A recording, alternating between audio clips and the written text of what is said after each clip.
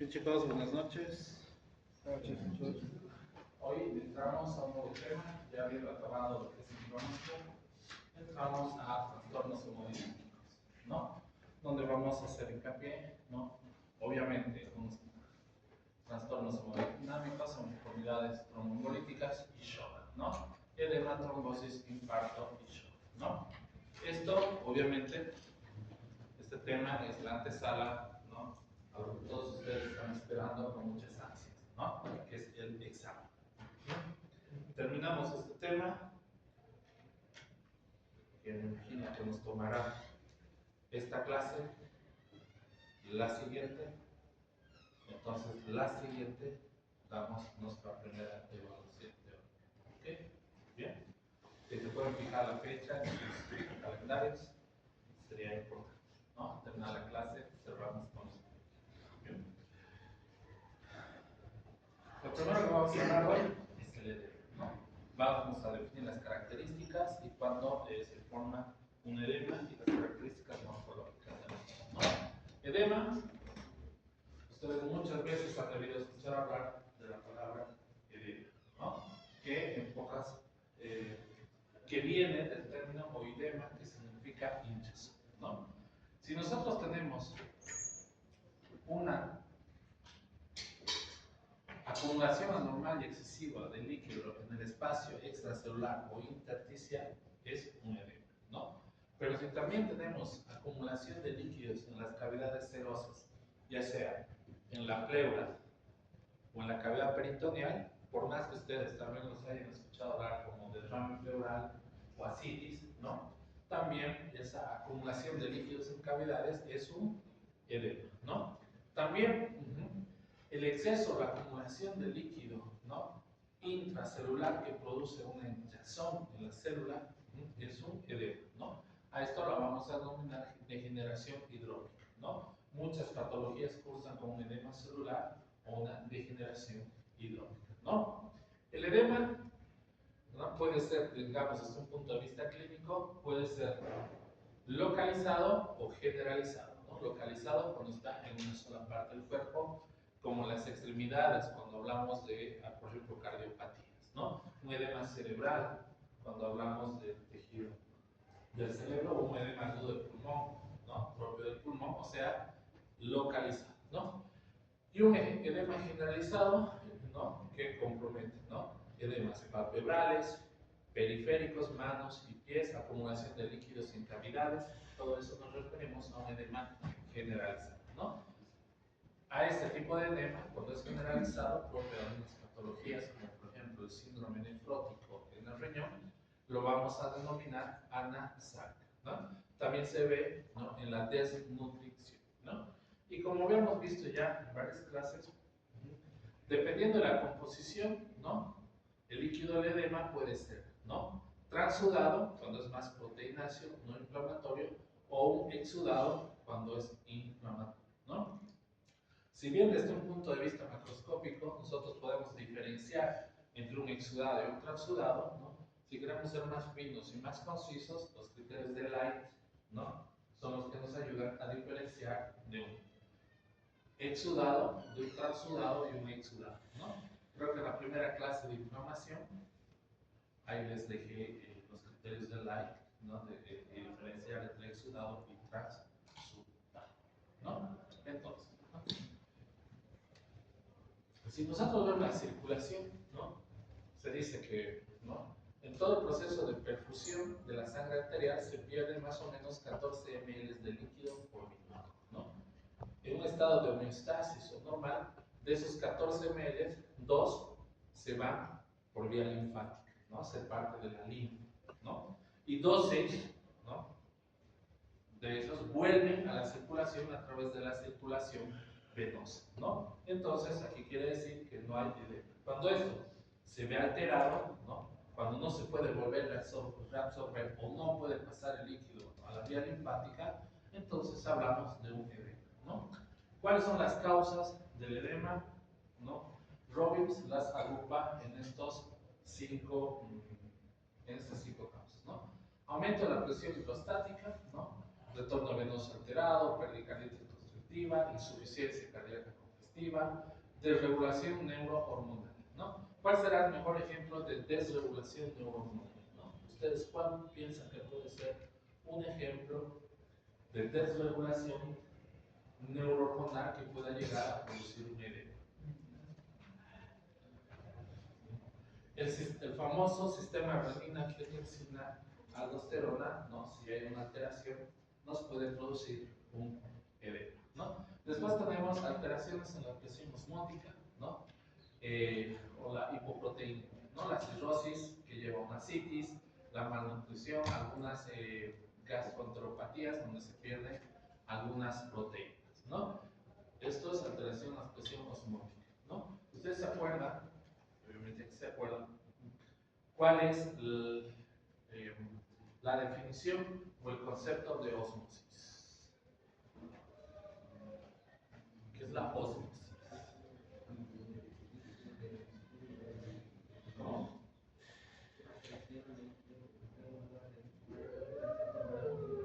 Paso de mayor, pero ¿qué pasa? El paso del líquido en general de ¿cómo se llama esto? Proteínas de un ámbito, o sales en este caso, de un ámbito con mayor concentración a uno de menor concentración en contra del gradiente. Paso de solutos de un lugar de menor concentración a No. mayor concentración, ¿no? ¿Pero qué les faltaría ahí para concluir perfectamente ese concepto? ¿Qué puede gastar energía? A través de una membrana semipermeable, ¿no? Eso es básicamente la ósmosis, ¿no? Obstrucción linfática, ¿no? Vemos que gran parte del líquido intersticial se va hacia el tejido linfático, ¿no? Entonces, la obstrucción linfática, cuando hay una linfadenitis, que es la inflamación de los ganglios, puede producir un edema, ¿no? Las neoplasias, ¿no? Pueden producir un edema, ¿no? Post-tratamientos, quimio o radioterapia pueden producir edemas y también las postquirúrgicas, ¿no? Los que, no sé si todos acá, pero los que pudieron ver el CA de mama que les mostré en la macro, en la práctica, vieron que había un vaciamiento ganglionar, ¿no? Cuando le sacan los ganglios al paciente porque tiene una neoplasia, ¿no? Toda esa linfa que tenía que circular por esos ganglios en primer término se acumula, ¿no? Y crea un edema, ¿no?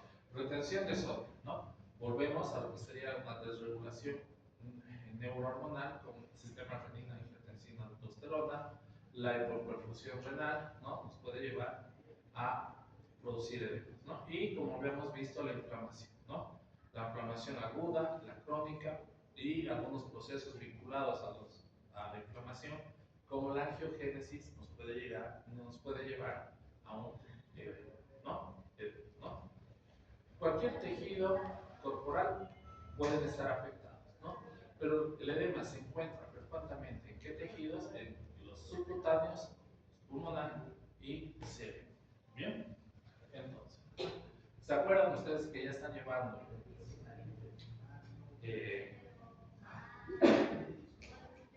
semiología, ¿no?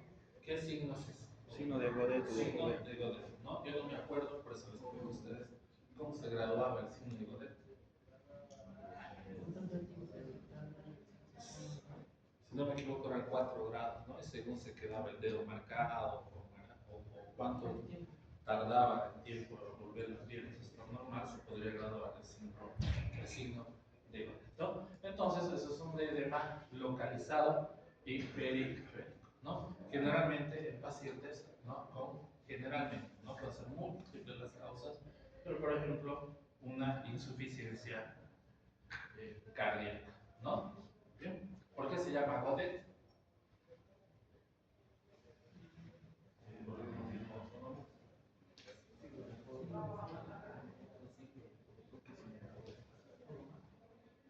Godet se llama por el que lo describió primero, que era un francés, Maurice Godet, ¿no? Aunque después, como medio rara la medicina, aparece otro tipo y dice, no, yo describí este signo, ¿no? ¿Y qué apellidaba ese tipo? Godet. Entonces, por eso se llama signo de Godet, ¿no? Les había dicho, ¿no? Que un ejemplo de la anasarca o de los edemas generalizados es el síndrome nefrótico, ¿no? ¿Qué es el síndrome nefrótico? Es una alteración en la barrera de filtrado glomerular, ¿no? ¿Se acuerdan ¿Cómo estaba constituida nuestra barrera de filtración glomerular? ¿Cuáles eran los tres componentes de la barrera de filtración glomerular?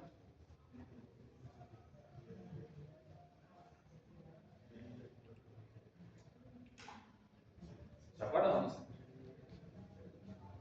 Si no se acuerda, no. Podocitos, ¿no? Membrana basal glomerular y las células endoteliales, ¿no? Las tres componían la barrera glomerular, ¿no? Generalmente en el síndrome nefrótico, ¿no? Hay una alteración de los podocitos. Entonces, ¿qué hace? Esa barrera de filtración glomerular deja pasar las proteínas, ¿no? Que en un estado normal las proteínas no pueden pasar por esa barrera de filtrado glomerular. Entonces, si deja pasar las proteínas por esa barrera filtrado glomerular, ¿qué pasará en la orina cuando cuantificamos las proteínas? ¿Habrá menos o más proteínas en la orina? Más proteínas. Entonces, eso se denomina proteinuria. ¿Bien? Entonces, el síndrome nefrótico se caracteriza por hematuria, proteinuria, hipoalbuminemia, porque es una proteína del hígado que produce el hígado, y hiperlipidemia, ¿no? Y fíjense el pacientito, ¿no? Edemas alveolares, edemas periféricos y acumulación de líquidos en cavidades, ¿no? Entonces, básicamente eso, ¿no? Alteración de la función renal, proteinuria, ¿no? Hiperlipidemia, hematuria, ¿no? Pueden ser, son los diagnósticos de lo que sería un síndrome nefrótico. ¿Bien? Y acá, a mayor detalle, les dejo lo que es un edema palpebral, ¿no? Y ahora estaba la pregunta, ¿no? Si bien hay una proteinuria, ¿por qué habrá una hiperlipidemia en esos pacientes? ¿No? La barrera de filtración glomerular está alterada, deja escapar las proteínas, ¿no? ¿Y pero por qué se almacenarán los lípidos en la sangre y habrá una hiperlipidemia? ¿Por qué creen? Porque en el hígado, en el proceso de compensar la pérdida de proteínas, se empieza a producir todos los tipos de proteínas, se empieza a producir, entre ellos la albúmina, ¿no? ¿Qué pasa con la albúmina? Es una proteína, igual se va por la orina, ¿no? Pero entre las proteínas que produce están las lipoproteínas, ¿no? Y esas, como tienen otra carga, repelen, ¿no? A la membrana basal glomerular y no se pueden eliminar. Entonces, si hay más lipoproteínas en la sangre, se acumulan más lípidos también en sangre, ¿no? Por eso hay una hiperlipidemia, ¿no? Si yo les pregunto, ¿no? Mencionan tres características del laboratorio para diagnosticar un síndrome nefrótico. ¿Qué pondrán? Tres características en el laboratorio clínico para diagnosticar un síndrome nefrótico. ¿Qué tendrán que poner? Proteinuria, hipoalbuminemia, hematuria o hiperlipidemia, ¿no? Bien.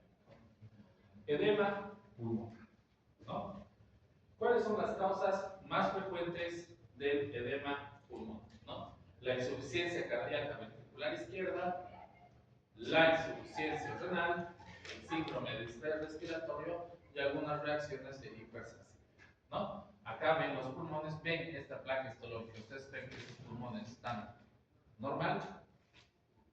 Pues si se acuerdan la histología del pulmón, no es eso, ¿no? Ven espacios alveolares dilatados, ¿no? Con este material rosado o proteináceo dentro de esos espacios alveolares y en los tabiques mucho proceso inflamatorio, ¿no? Entonces, si yo tengo espacios alveolares dilatados, los tabiques alveolares llenos de células inflamatorias, depósitos de todo tipo, ¿no? La perfusión, oxígeno, dióxido de carbono, ¿será la misma? ¿Será normal o habrá una alteración? Por lógica no es la misma y entonces hay una hipoperfusión, ¿no? Entonces esa es una característica, ¿no? Obviamente vamos a tener pulmones más pesados, más congestivos o más hiperémicos según la causa, ¿bien?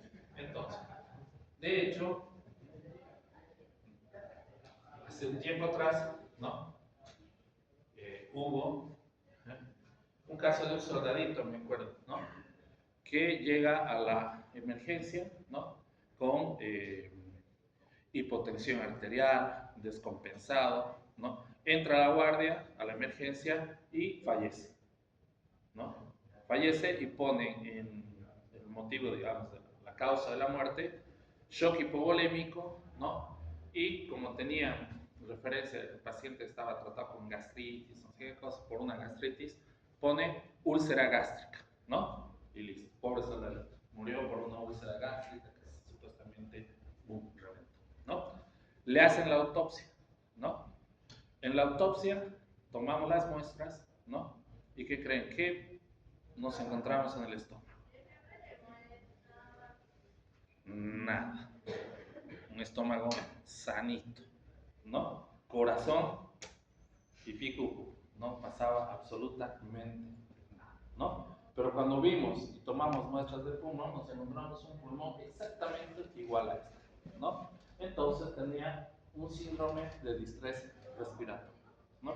Y entonces ahí fue la lógica, ¿no? De decir, pero ¿por qué tiene ese síndrome si no tenía una infección previa, no estaba con fiebre, no tenía ningún síntoma respiratorio, no tenía nada y le aparece espontáneamente un día, va a la emergencia y se muere, ¿no?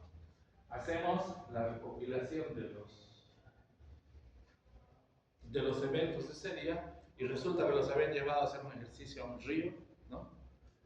Y el soldadito se había metido al río y casi se ahoga, ¿no? Había estado mucho tiempo bajo el agua, lo han sacado y logró sobrevivir, ¿no?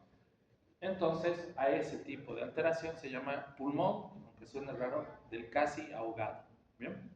Esos pacientes casi ahogados, ¿no? En el momento parece que les ha salvado la vida, que no ha pasado nada, pero horas después hacen un edema pulmonar con un distrés respiratorio y terminan muriendo, ¿bien? Es lo que le pasó a este paciente, ¿no? Entonces, acá les dejo lo mismo, ¿no? Todo lo que ven en este cuadrante sería la histología normal del pulmón y fíjense acá las alteraciones, ¿no? Los tabiques llenos de procesos inflamatorios, llenos de células inflamatorias y sangre, ¿no? Y espacios alveolares dilatados. Entonces, la perfusión no va a ser la misma, ¿no? Si hablamos del edema cerebral, dos tipos de edema: generalizado y localizado. ¿Cuál es la causa más común de un edema generalizado en el cerebro? Sería la encefalitis por crisis hipertensiva, ¿no? ¿Cuál sería la causa más común de un edema cerebral localizado? ¿No? Los abscesos y las neoplasias. Bien, ojo que los traumatismos cráneoencefálicos, los famosos TEC, pueden, según la gravedad del TEC y la localización, pueden tener los dos tipos de, ¿no? Pueden hacer edemas localizados o generalizados, ¿no?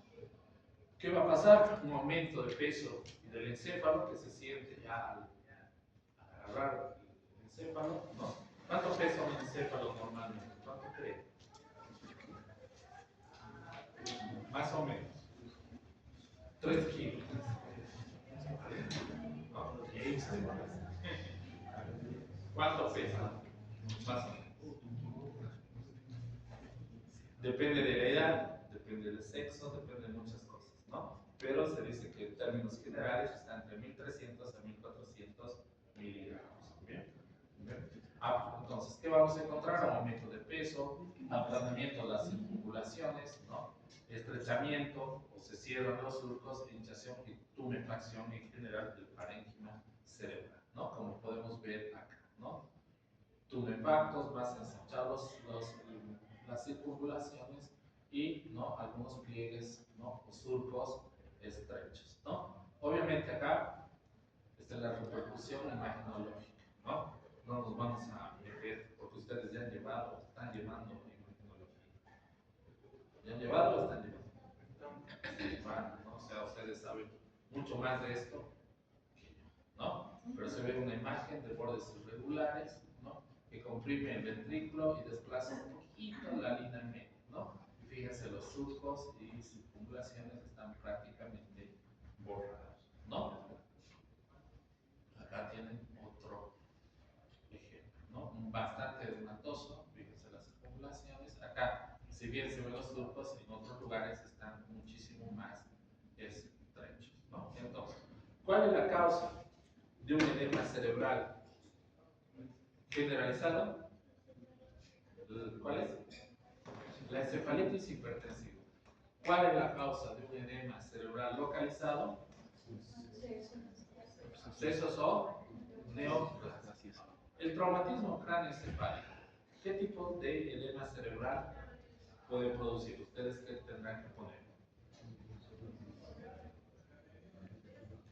¿Qué tendrán que poner? Localizados o generalizados. Puede producir los dos tipos de edema, ¿no? Y bueno, ¿no? ¿Qué vamos a encontrar en la histología del edema cerebral? ¿No? Vamos a encontrar muchas alteraciones, ¿no? Desde una tumefacción celular, pero la más relacionada a edemas cerebrales es, ¿no?, la apariencia más laxa o la degeneración del neurófilo, ¿no? Obviamente, ¿no? ¿Qué es neurófilo? Porque si yo digo neurófilo y nadie me pregunta, se supone que saben todos qué es el neurófilo, ¿no? ¿Qué es el neurófilo?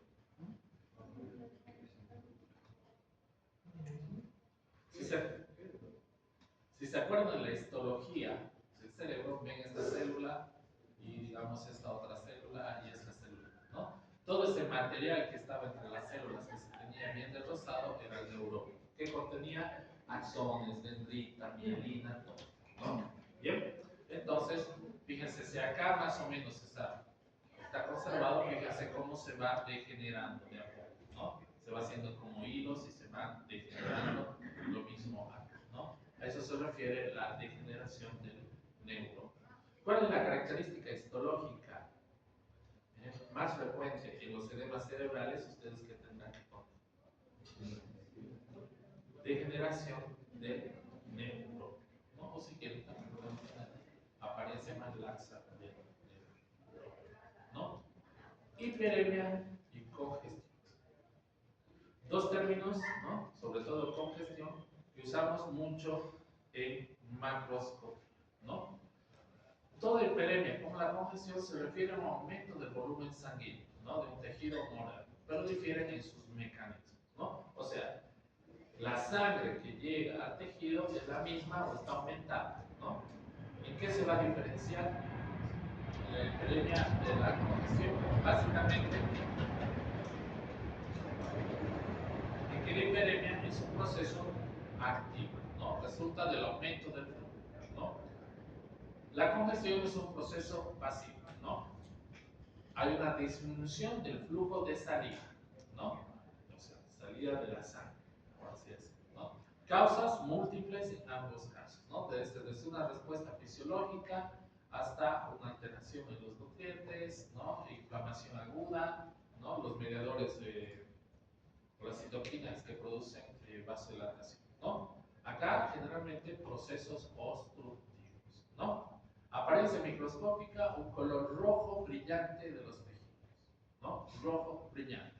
Apariencia macroscópica, mejor dicho, un color rojo oscuro azulado, también conocido como cianótico. ¿Bien?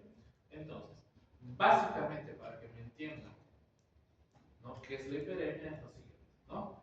Si todos ustedes fueran glóbulos rojos, ¿no?, y es un vaso sanguíneo y les pido que salgan hacia el tejido, que sería el patio, ¿no?, y les abro la puerta y les digo, traten de salir todos juntos, ¿no?, y les abro la puerta de par en par, ¿no? Se van a chocar, lo que sea, pero van a poder salir, ¿no? Hay un momento de ustedes en la salida, pero salen.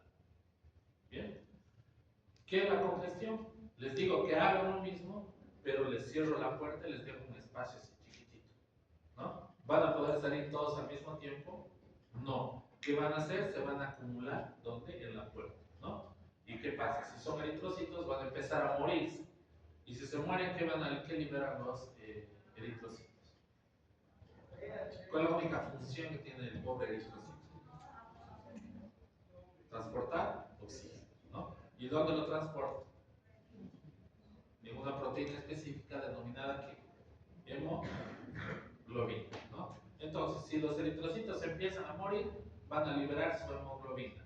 Y esa hemoglobina se va a oxidar y va a dar un color azulado, oscuro, ¿no? Y por eso que la congestión tiene ese color rojizo, azulado y oscuro. Y la hiperemia tiene un color rojo brillante, ¿no?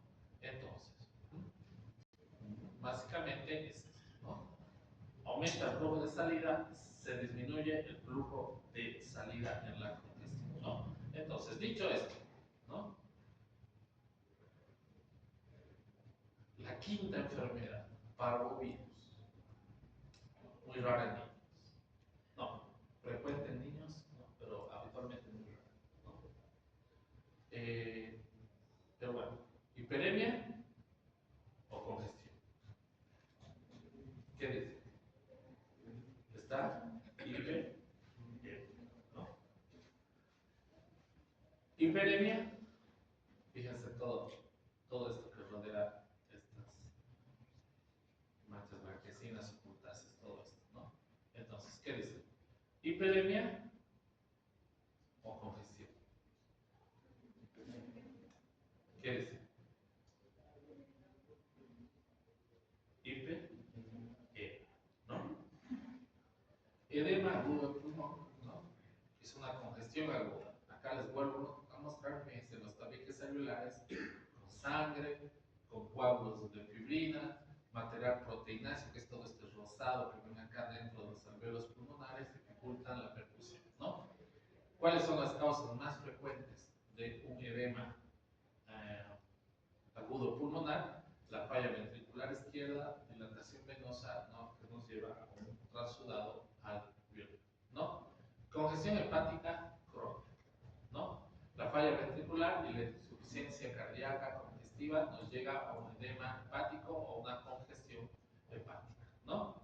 Y esta es la característica, ¿no? Dice, necrosis hemorrágica, ¿no? Centro lubrial, hígado en nuez moscada, ¿no? Esa es la apariencia macroscópica característica de la congestión hepática crónica, ¿no?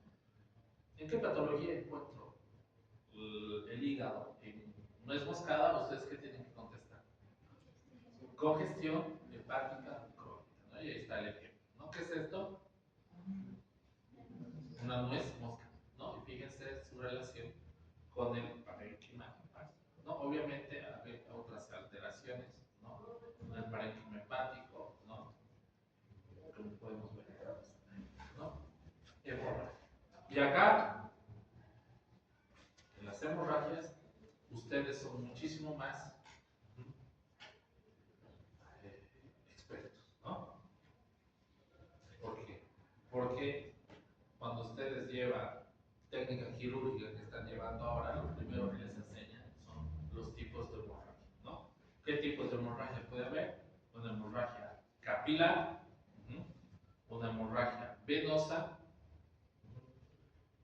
y una hemorragia arterial, ¿no? ¿Cuál es la característica? Arterial, alta presión, con una llave, ¿no? La venosa, como un lago, ¿no? Que va saliendo y se va llenando de agua, ¿no? Y la capilar, gotas, ¿no? Que van cayendo, ¿no? Esas serían las características, ¿no? A nivel subcutáneo, ¿qué producirá? Una acumulación, ¿no? De sangre entre los tejidos subcutáneos es, ¿no? Lo vamos a conocer, o lo vamos a reconocer como un término. ¿Qué término conoceríamos esto? Desde un punto de vista médico, ¿no? Un hematoma, ¿no? Y en su casa, ¿qué diría? Chinchón, ¿no? Básicamente, ¿no? Pero ahora, cada vez que su hermanito menor, su sobrinita, que puede se haga un chinchón, ustedes van a decir, no, vos tienes una acumulación, ¿no? De eritrocitos, ¿no? O sangre extravasada en tu tejido subcutáneo. Bien, eso sería lo más lógico, ¿no? Entonces, tenemos muchas de estas representaciones, ¿no? La equimosis y el hematoma. ¿Cuál será la diferencia? Pequeña cantidad de sangre más superficial y no se palpa como bulto. En cambio, el hematoma es una cantidad de sangre, ¿no? Más cantidad de sangre, más profundo, y palpable como bulto, ¿no? ¿Cuál será la importancia, ¿no?, en la equimosis, ¿no? ¿Qué especialidad médica le da mucha relevancia a la equimosis?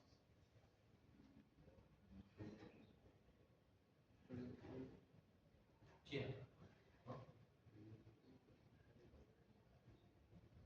Vuelve un paciente y les dice, mire, este señor me ha pegado, ¿no? Y vos se las ve, ¿no? Y tengo esta lesión, ¿no? Fíjese, es una lesión amarillenta, ¿no? Medio verduzca, ¿no? Producto del golpe, ¿no? ¿Cuándo le ha pegado, señor? Hace media hora. ¿No? Yo puedo decir, no, porque eso no es el grado de degradación de hemoglobina que yo esperaría ver en 3 horas, ¿no?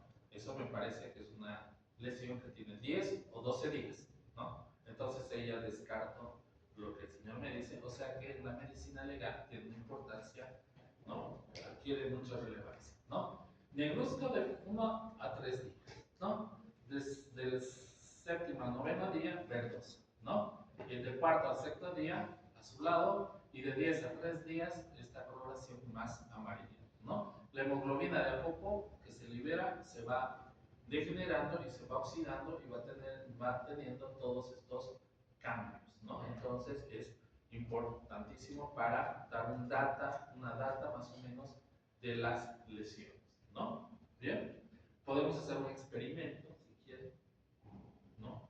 Podemos escoger a alguien, lo golpeamos, ¿no? Y vamos viendo cómo evolucionan sus hematomas, sus quistes, ¿no? Depende de eso, ¿no? Ustedes escogen, en este caso, la muestra para nuestro estudio científico. Sergio, ¿quién es Sergio? Bueno, Sergio. Las petequias, hemorragias de 1 a 2 milímetros, diminutas, chiquitas, así como puntitos hemorrágicos, como están viendo acá, ¿no? Esta es una mucosa laringia, ven esos puntitos, ¿no? Entonces son petequias. Acá también, ¿no? Propio de reacciones de hipersensibilidad, pero ojo, también están vinculadas con algunas enfermedades autoinmunes, ¿no? Y algunas hemorragias, ¿no? Ligeramente mayores son las púrpuras. Las petequias producen algún dolor, picor. Depende, si están vinculadas a procesos de hipersensibilidad, sí pueden producir dolor o picazón, ¿no? Sobre todo, ¿no? Y en algunas enfermedades sí pueden producir dolor también. ¿Bien? Púrpura, más grande, ¿no? Más rojiza, sea púrpura, pues es coloración tipo púrpura, ¿no? Y esta es la anatomía histológica, ¿no? Un proceso inflamatorio, ¿no? Debajo de la epidermis que compromete los vasos sanguíneos, y al comprometer la pared de los vasos sanguíneos, ¿qué van a pasar con los eritrocitos? Se van a salir, ¿no? Y se van a ir al tejido circundante y entonces van a crear una hemorragia intersticial, ¿no? Y después llegamos a esto, ¿no? La hemostasia, ¿no? La hemostasia, los trastornos en la hemostasia tienen que ver mucho con las alteraciones, ¿no? Vasculares, ¿no? Sabemos que la hemostasia en general, desde un punto de vista estrictamente fisiológico normal, involucra la interacción coordinada de varios componentes, ¿no? En todo un proceso que se denomina cascada de la coagulación, ¿no? La trombosis es la formación patológica de un coágulo sanguíneo, que se conoce también como un trombo, ¿no? Que está dentro de un vaso sanguíneo, ya sea arteria o vena, ¿no? Aunque también los trombos se pueden encontrar dentro de algunas cavidades, sobre todo las cavidades cardíacas, ¿no? Bien. ¿De qué están compuestos los trombos? Principalmente, ¿no? Plaquetas, fibrinas, glóbulos rojos, glóbulos blancos atrapados, ¿no? Y pueden tener varias consecuencias, ¿no? Consecuencias graves desde que un trombo obstruya, ¿no? La luz de un vaso sanguíneo, eso va a producir una isquemia y posteriormente va a producir una necrosis y la muerte de la célula, ¿no? Por ejemplo, un infarto agudo de miocardio, ¿no? Un trombo que obstruye una de las coronarias, se cierra, no hay y el paciente se bien. O, obviamente, ¿no? Trombos que pueden migrar, ¿no? Están en cierto vaso sanguíneo, se desprenden de la pared y pueden pueden ir al pulmón y causar un tromboembolismo pulmonar, ¿no? Pueden ir al cerebro y causar lo que sería un accidente cerebrovascular, ¿no? Les he dicho que involucra, ¿no?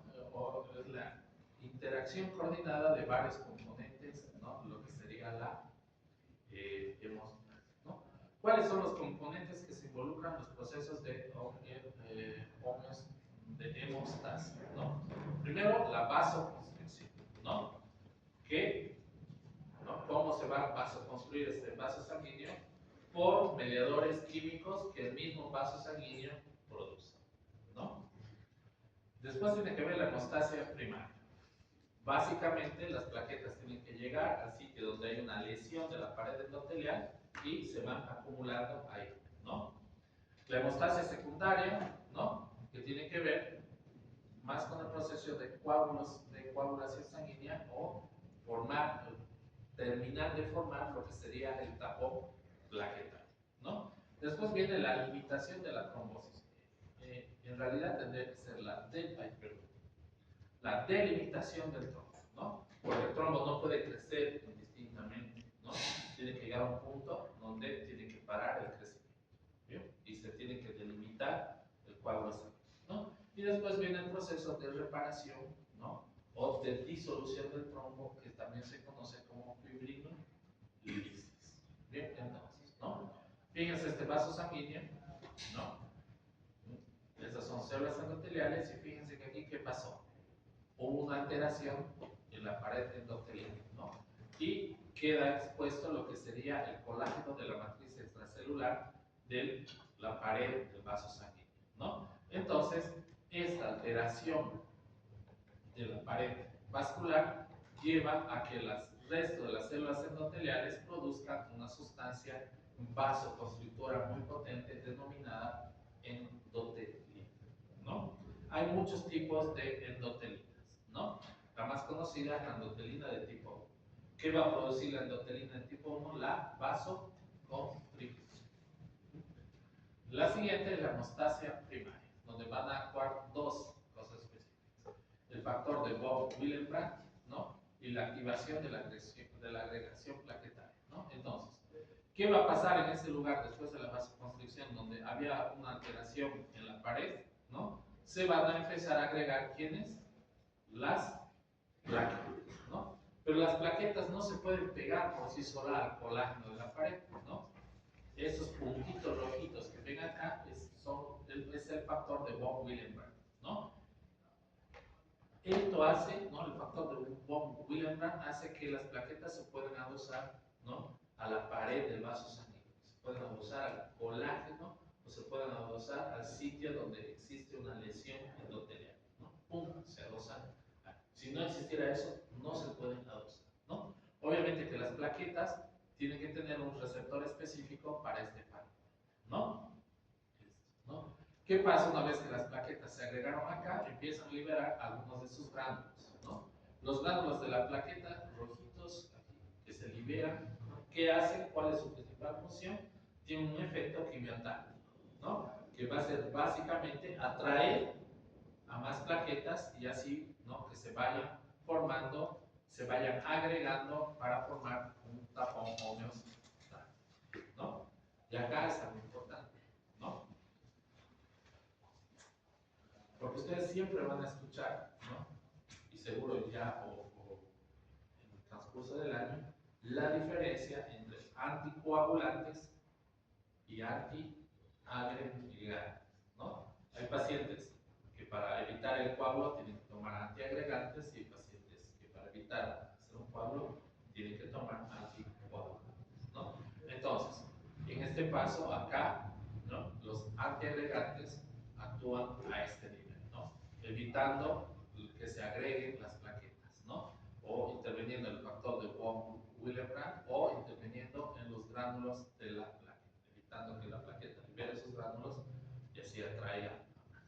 Bien, entonces ya tenemos la homeostasis primaria, ¿no? Después de la homeostasis secundaria, ¿no? ¿Qué va a hacer? ¿Qué va a pasar acá? La misma célula endotelial primero va a liberar otra molécula específica llamada factor ese factor tisular va a producir una alteración en las membranas de las plaquetas, ¿no? Las va a invertir, como dice acá, ¿no? Y van a expresar fosfolípidos complejos, ¿no? ¿A qué se refiere eso? ¿Qué tienen las membranas celulares? Fosfolípidos, ¿no? En cambio, ¿qué hace el factor tisular? Básicamente dobla y todo lo que estaba adentro termina afuera, ¿no? Y esos fosfolípidos que terminan hacia afuera, lo que van a hacer es ayudar a la activación de la trombina. Y se vuelve a producir factor tisular y esta trombina se va a activar. ¿Y para qué sirve la trombina? Para transformar el fibrinógeno en fibrina. Y la fibrina es como una red, ¿no? Que va a atrapar a todos los componentes del cuerpo, a las plaquetas, neutrófilos, eritrocitos, a todos ellos los va a atrapar. Bien, entonces ya tenemos la cascada, ya se activa la cascada de la coagulación y hay un depósito de fibrina, ¿no? El fibrinógeno se activa y se convierte en fibrina, ¿no? Y después viene la estabilización del coágulo, ¿no? Activador del plasmino, ¿no? Vean que acá tenemos el coágulo, ¿no? Tiene neutrófilos, plaquetas, la fibrina en redes, que es todo esto azulito que ven ahí que está atrapando a las plaquetas que son amarillitas, neutrófilos, y algunos eritrocitos atrapados, ¿no? Como van a ver todo este desorden, ¿no? El resto de las células endoteliales van a liberar el factor activador de plasminógeno y la trombomodulina. ¿Bien? ¿Qué van a hacer básicamente estos, ¿no? La trombomodulina va a actuar sobre la trombina evitando que se siga transformando el fibrinógeno en ¿qué? En fibrina, ¿no? ¿Y qué va a hacer el factor activador del plasminógeno? Se va a transformar en plasmina y esas plasminas son tijeras moleculares, ¿no? ¿Qué van a hacer? Esa red de fibrina la van a ir cortando, ¿no? La van a ir deshaciendo. ¿Y qué va a pasar cuando se corta? Van a quedar pedacitos de fibrina liberados en la sangre, ¿no? Y eso es muy importante, porque esos pedacitos de fibrina liberados en la sangre se denomina dímero D, ¿no? Y el dímero D es un parámetro de laboratorio muy importante, ¿no? Si ustedes tienen un paciente que tiene un proceso inflamatorio del que se imaginen muy complicado y le piden un dímero D y el dímero D está elevado, básicamente, ¿no? Tienen dos opciones, ¿no? O lo llaman a terapia intensiva o llaman a cura, ¿no? Serán dos opciones. Es un factor pronóstico, ¿no? De mala evolución en muchas patologías, sobre todo inflamatorias, ¿no? Y obviamente después, ya con esto, ¿no? Con la fibrina que se corta, se bloquea la trombomodulina, todo, ya tenemos la estabilización y la reabsorción completa de, ¿no? Entonces, ¿qué pasará en estas patologías? Hay una deficiencia, una enfermedad que se conoce como deficiencia de von Willebrand, ¿no? Les he dicho que las plaquetas solo pueden adosarse a la pared endotelial si está presente el factor de von Willebrand, ¿no? ¿Qué pasa si no tengo este factor de von Willebrand? ¿Esta plaqueta se podrá adosar? No, ¿no? Entonces, esa es la patología de deficiencia enfermedad de von Willebrand, ¿no? Les he dicho que las plaquetas tenían receptores específicos para el factor de von Willebrand, ¿no? Hay otra patología donde estos receptores, que son los EP1B, ¿no? Desaparecen, no existen, ¿no? Y cuando la alteración está en el receptor, se llama síndrome de Bernard-Solier, ¿no? Y la otra patología es, ¿no? La deficiencia de la trombastenia o de la enfermedad de Glassman, ¿no? Entonces, ¿qué pasa? Los receptores específicos para el fibrinógeno que se tienen que adosar a las plaquetas desaparecen, ¿no? Y por ende, si el fibrinógeno no se puede adosar a la plaqueta, no se va a formar ¿qué? La fibrina, ¿no? Entonces tampoco se llega a formar el coágulo, ¿no? Si tengo estas tres patologías, ¿no? Cada una tiene sus síndromes, tiene sus características importantes, cada una de ellas, ¿no? Pero ¿cuál será el común denominador de estas tres patologías? Si son una alteración en la coagulación, ¿cuál será el común denominador de esta patología? Que presentan las tres patologías.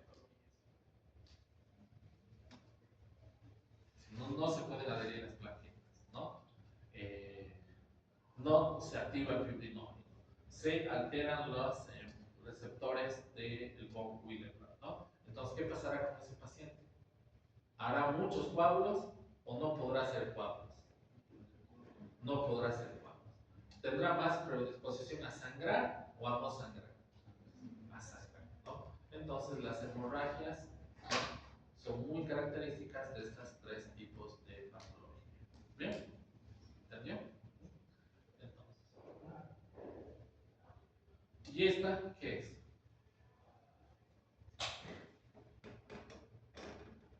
Esto es algo que ustedes el año pasado deben llevar, ¿o no?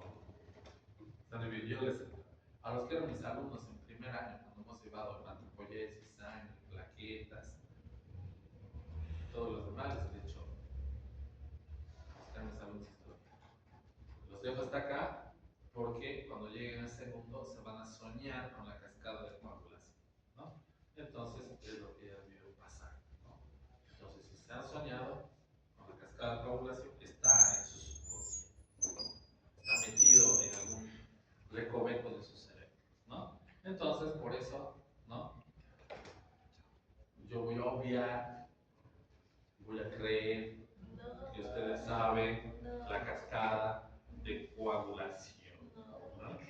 ¿Sí?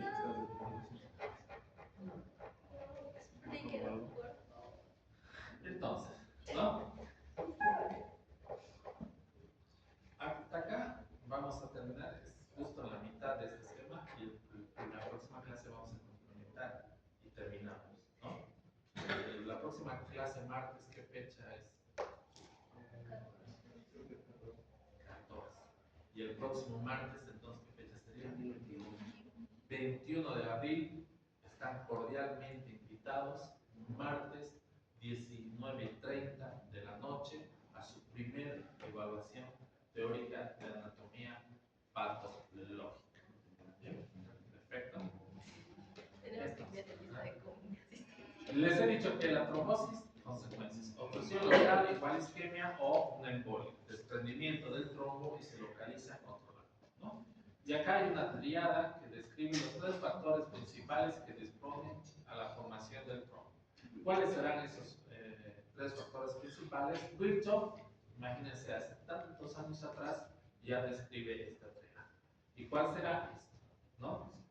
Lesión endotelial, hipercoagulidad, alteración del flujo de la sangre, igual trombosis. ¿Bien? ¿Cuáles son las componentes de la triada de Virchow en los procesos tromboembolíticos? ¿Ustedes qué tienen que poner?